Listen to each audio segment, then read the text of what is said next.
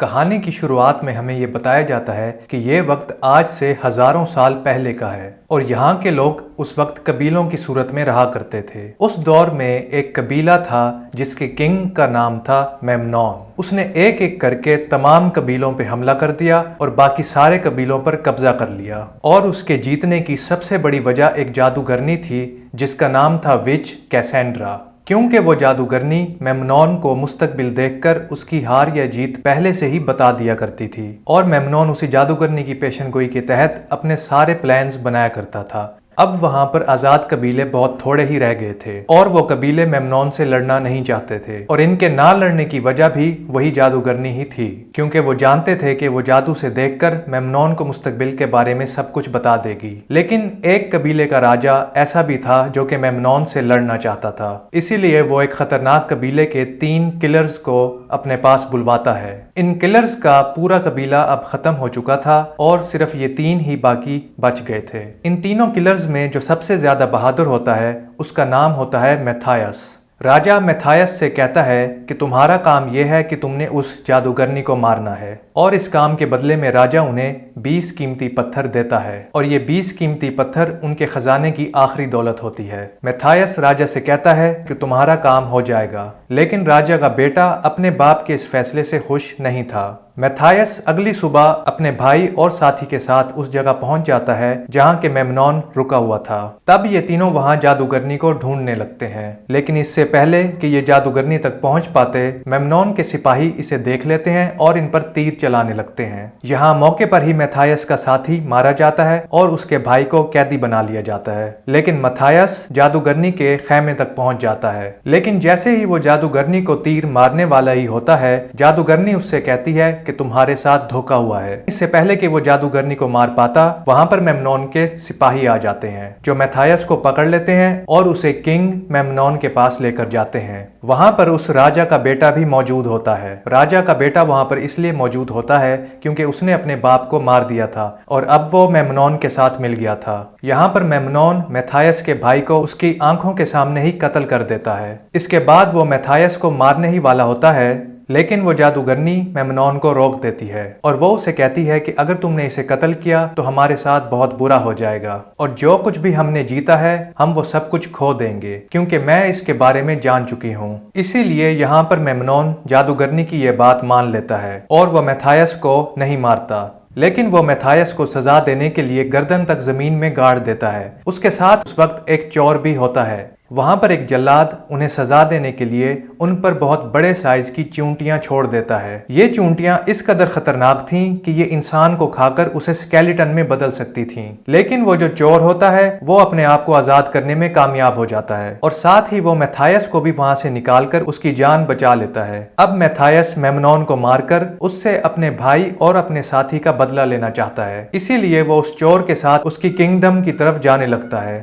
اس کے بعد ہمیں میمنون دکھایا جاتا ہے جو کہ باقی بچی ہوئی بادشاہتوں پر بھی قبضہ کرنا چاہتا ہے، لیکن جادوگرنی اسے ایسا کرنے سے منع کر دیتی ہے۔ وہ کہتی ہے کہ لڑائی جھگڑا کر کے کبھی بھی سکون اور امن حاصل نہیں کیا جا سکتا، جس پر میمنون اس جادوگرنی سے کہتا ہے کہ میں اس پوری دنیا کا بادشاہ بننا چاہتا ہوں۔ اب میتھائس اور وہ چور دونوں اس کنگڈم میں آ جاتے ہیں جہاں پر میمنون رہتا تھا۔ وہاں پر ایک بچہ میتھائس کے قیمتی پتھر چوری کر کے بھاگ جاتا ہے، لیکن میتھائس اس بچے کو پکڑ لیتا ہے۔ اب وہ بچہ جو کہ وہیں کا تھا، اس لیے وہ وہاں کے کونے کونے سے واقف تھا۔ میتھائس اس بچے سے میمنون کے محل تک جانے کا راستہ پوچھتا ہے، تو وہ بچہ میتھائس کو اس محل کے اندر لے جاتا ہے جہاں پر انہیں ایک بوڑھا آدمی ملتا ہے جو کہ بارود بناتا تھا۔ یہ بوڑھا آدمی بھی میمنون کو پسند نہیں کرتا تھا، کیونکہ میمنون کا بیہیویئر اس بوڑھے آدمی کے ساتھ اچھا نہیں تھا، اسی لیے وہ چاہتا تھا کہ وہ بارود بنا کر اسے میمنون کے خلاف استعمال کرے۔ میتھائس اس بوڑھے آدمی سے پوچھتا ہے کہ اس وقت میمنون کہاں پر ہوگا، جس پر وہ بوڑھا آدمی اسے بتاتا ہے کہ اس وقت میمنون اپنی تلوار کی پریکٹس کر رہا ہوگا۔ تب وہ بچہ میتھائس کو اس جگہ تک لے جاتا ہے اور میتھائس اس بچے کو انعام کے طور پر ایک قیمتی پتھر دیتا ہے۔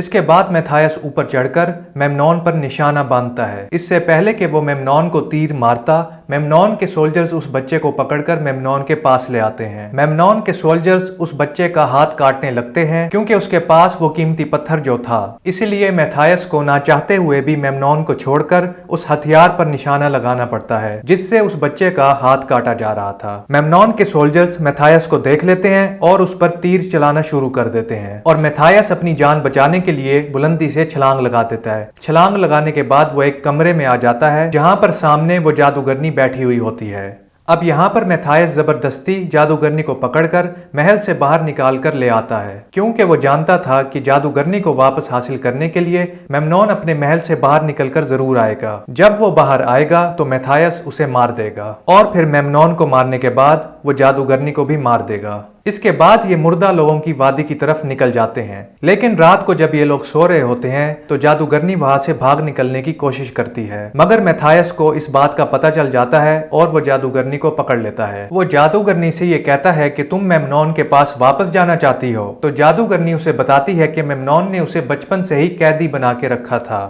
میتھائس اس سے پوچھتا ہے کہ اس دن جب وہ محل میں آیا تھا تو تم نے میری جان کیوں بچائی تھی؟ تو جادوگرنی اس سے کہتی ہے کہ میں جان گئی تھی کہ تم ہی ہو جو مجھے اس محل سے باہر نکال کر لے آؤ گے۔ اس کے بعد میتھائس اسے آزاد کر دیتا ہے اور اسے کہتا ہے کہ اب یہ تمہاری مرضی ہے، اگر تم جانا چاہتی ہو تو جا سکتی ہو، لیکن مجھ سے زیادہ خطرناک باہر کی دنیا ہے، جس پر جادوگرنی وہیں پر ہی رک جاتی ہے اور وہاں سے نہیں جاتی۔ پھر اگلے دن یہ لوگ اپنے سفر پر آگے بڑھتے ہیں اور اسی وقت میتھائس یہ دیکھتا ہے کہ میمنون خود تو نہیں آیا بلکہ اس نے اپنے سپاہی وہاں پر بھیجے ہیں جو کہ ان سے بس تھوڑی ہی دوری پر ہوتے ہیں۔ تو میتھائس ان سپاہیوں سے لڑنے کے لیے اکیلا ہی ان کی طرف نکل پڑتا ہے۔ دراصل میتھائس یہ جانتا ہے کہ اس ریگستان میں ابھی ایک طوفان آنے والا ہے، اسی لیے وہ اپنی آنکھوں کو ریت سے بچانے کے لیے ایک کور پہن لیتا ہے، اور جب وہ ان سپاہیوں کی طرف پہنچتا ہے تو ریگستان میں ایک بہت بڑا طوفان آ جاتا ہے جس کی وجہ سے میمنون کے سولجرز کو کچھ بھی دکھائی نہیں دیتا۔ اسی بات کا فائدہ اٹھا کر میتھائس ان سب کو ایک ایک کر کے مار ڈالتا ہے، لیکن میمنون کا جو سب سے خاص آدمی ہوتا ہے وہ مرنے سے پہلے میتھائس کے جسم میں ایک زہریلا تیر گھونپ دیتا ہے جس سے میتھائس کے پورے جسم میں زہر پھیل جاتا ہے، لیکن جادوگرنی جادو کے ذریعے وہ سارا زہر میتھائس سے باہر نکال لیتی ہے اور اس کی جان بچ جاتی ہے۔ اگلے دن میتھائس ایک شاہین کے ذریعے میمنون تک یہ پیغام پہنچاتا ہے کہ تمہارے سارے سپاہی مر چکے ہیں، لیکن یہاں پر میمنون اپنے ساتھیوں سے یہ جھوٹ بول دیتا ہے کہ اس لڑائی میں میتھائس کی موت ہو چکی ہے۔ دوسری جانب میتھائس، جادوگرنی اور ان کے ساتھ جو ان کا تیسرا ساتھی ہوتا ہے، یہ لوگ پانی کی تلاش میں اس ریگستان میں گھوم رہے ہوتے ہیں، لیکن تبھی اچانک سے وہاں پر ایک دھماکہ ہوتا ہے اور جب یہ لوگ چیک کرتے ہیں تو دیکھتے ہیں کہ وہاں پر وہی بوڑھا آدمی یعنی بارود تیار کرنے والا ہے اور وہ بوڑھا آدمی دھماکہ کرنے میں کامیاب ہو جاتا ہے۔ دراصل یہ بھی محل سے فرار ہو کر یہاں پر آ گیا تھا اور یہ یہاں پر جادوگرنی کو دیکھ کر بہت خوش ہوتا ہے۔ اس کے بعد یہ سب پانی کی تلاش میں آگے بڑھ جاتے ہیں، لیکن تبھی وہاں پہ بہت سارے سولجرز آ جاتے ہیں اور وہ انہیں قیدی بنا کے اپنے ساتھ لے جاتے ہیں، جہاں پر ایک کافی بڑا قبیلہ میمنون کی فوج سے چھپ کر رہ رہا ہوتا ہے، اور جو اس قبیلے کا سردار ہوتا ہے وہ میتھائس کو پہلے سے ہی جانتا ہے، لیکن میتھائس اور اس قبیلے کا سردار ایک دوسرے کو اچھا نہیں سمجھتے تھے۔ قبیلے کا سردار اپنے سپاہیوں کو کہتا ہے کہ جادوگرنی کو میرے پاس لے کر آؤ، تب میتھائس ان سے یہ کہتا ہے کہ جو کوئی بھی اس کے قریب آیا اسے مجھ سے پہلے لڑنا ہوگا۔ اب یہاں پر اس سردار اور میتھائس کے درمیان لڑائی ہوتی ہے، لیکن قبیلے کا سردار اتنا زیادہ طاقتور اور بہادر ہونے کے باوجود بھی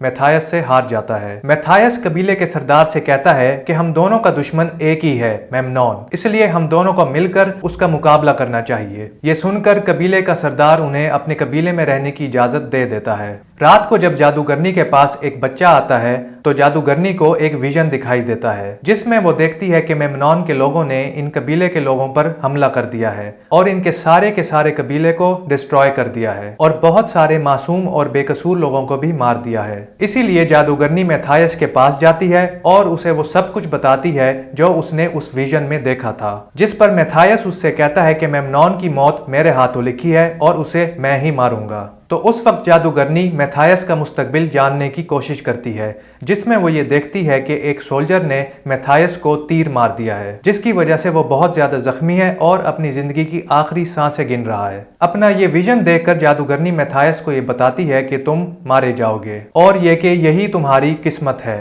جس پر میتھائس اس جادوگرنی سے یہ کہتا ہے کہ میں اپنی قسمت خود لکھتا ہوں۔ اسی لیے وہ جادوگرنی رات کے اندھیرے میں چپ چاپ ممنون کے محل کی طرف نکل پڑتی ہے، کیونکہ وہ نہیں چاہتی تھی کہ اس کی وجہ سے اس قبیلے کے معصوم اور بے قصور لوگ مارے جائیں۔ جب اگلی صبح میتھائس کو اس بارے میں پتہ چلتا ہے تو وہ ممنون کے محل کی طرف خود اکیلا ہی چل پڑتا ہے، کیونکہ وہ نہیں چاہتا تھا کہ جادوگرنی ایک بار پھر سے وہاں پر جا کر قیدی بن جائے۔ لیکن یہاں پر قبیلے کا سردار میتھائس کو یہ کہتا ہے کہ رکو، ہم بھی تمہارا ساتھ دیں گے، جس کے بعد ہمیں ممنون کے محل کا سین دکھایا جاتا ہے اور جادوگرنی وہاں پر پہنچ چکی ہوتی ہے۔ دوسری طرف یہ دکھایا جاتا ہے کہ میتھائس اور اس کے ساتھی ممنون کے محل میں انٹر ہو جاتے ہیں، اور جو اس بوڑھے آدمی نے بارود تیار کیا تھا وہ چور کے ساتھ مل کر محل کے آگے بچھا دیے جاتے ہیں، اور اس جانب میتھائس ممنون کے آمنے سامنے آ جاتا ہے اور تبھی ان دونوں کے بیچ لڑائی ہوتی ہے۔ دوسری جانب قبیلے کا سردار اس راجا کے بیٹے کو قتل کر دیتا ہے۔ یہ وہی تھا جس نے اپنے باپ کو مار کر ممنون کے ساتھ ہاتھ ملا لیا تھا، اور ساتھ ساتھ وہ ممنون کے باقی سولجرز کو بھی مارنے لگتا ہے۔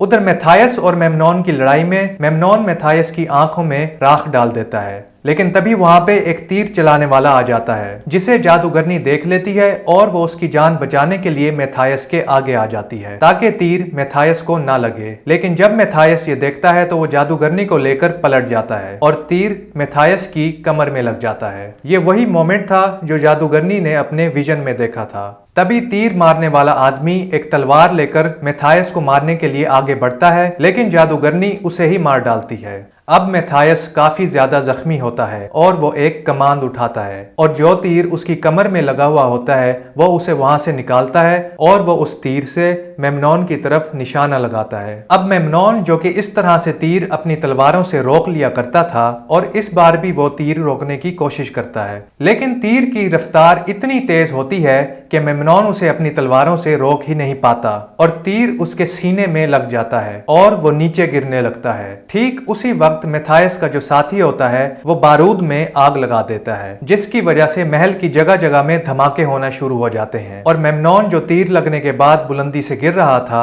وہ اس آگ میں گر کر جل جاتا ہے اور راکھ بن جاتا ہے، اور ممنون کے خاتمے کے بعد میتھائس اس جگہ کا بادشاہ بن جاتا ہے۔